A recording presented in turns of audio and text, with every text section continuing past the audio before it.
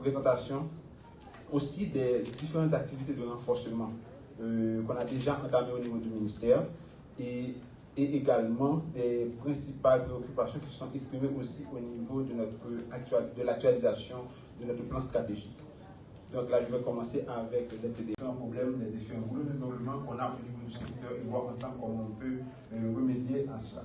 Donc tout d'abord, je vais vous faire part, disons, des TDR, parce qu'on avait déjà fait notre dernière séance de la table sectorielle des thématiques, mais là, je vais faire de manière assez rapide vous présenter les TDR spécifiques de la table. Ensuite, ce sera l'occasion aussi de partager avec vous les grandes orientations en termes de plan de travail annuel et après les modalités de mise en œuvre du secrétariat de la table. Pourquoi aujourd'hui on ne va pas mettre en œuvre la table? C'est parce que normalement on doit travailler avec les différents partenaires.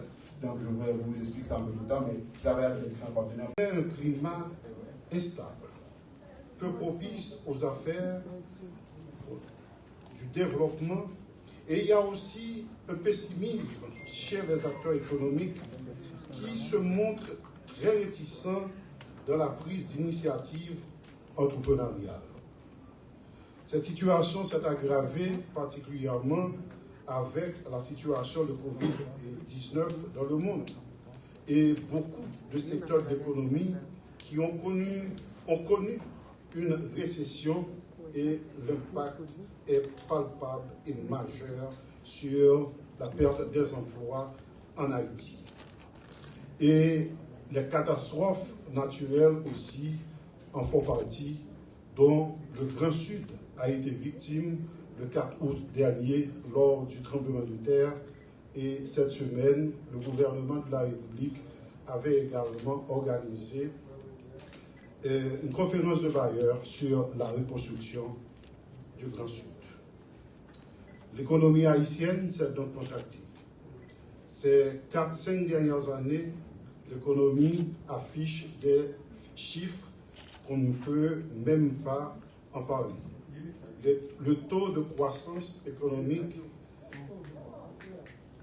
vacille entre 1,7% moins 1,7% en 2019, passant de 3,3% en 2020 et de moins 0,7% en 2021.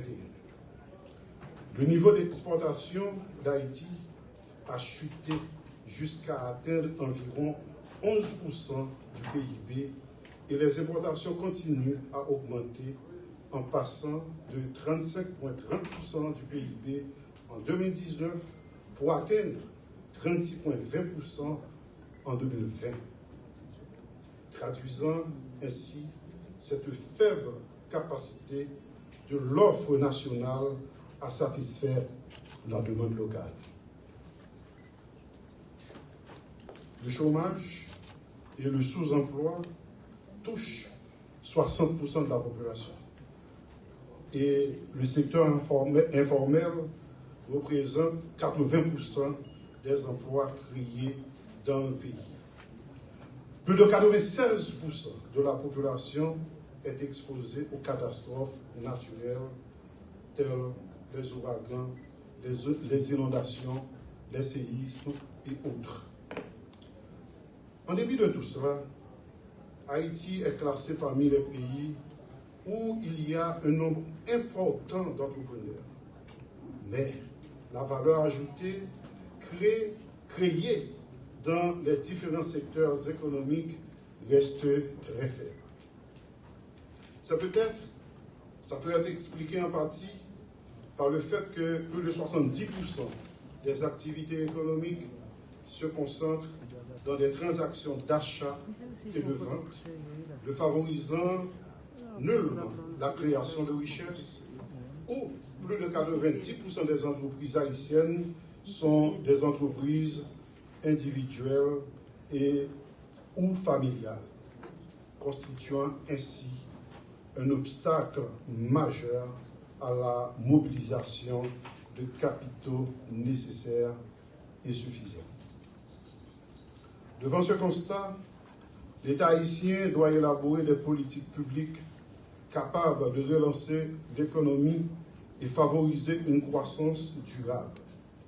Dans cette dynamique, beaucoup de travaux ont été réalisés par le MCI, comme l'EDIC, l'actualisation de son plan stratégique, la contribution de la mise en place des actions sur la réforme du MCI dans les réflexions et la rédaction d'un plan de relance économique post-Covid-19. Une kyrielle de programmes de soutien aux PME, l'amélioration de l'environnement des affaires, la mise en place d'un système de suivi-évaluation, la création d'une unité de passation de marchés publics, l'élaboration d'un plan stratégique de relèvement pour le Grand Sud, comme on l'a dit tantôt.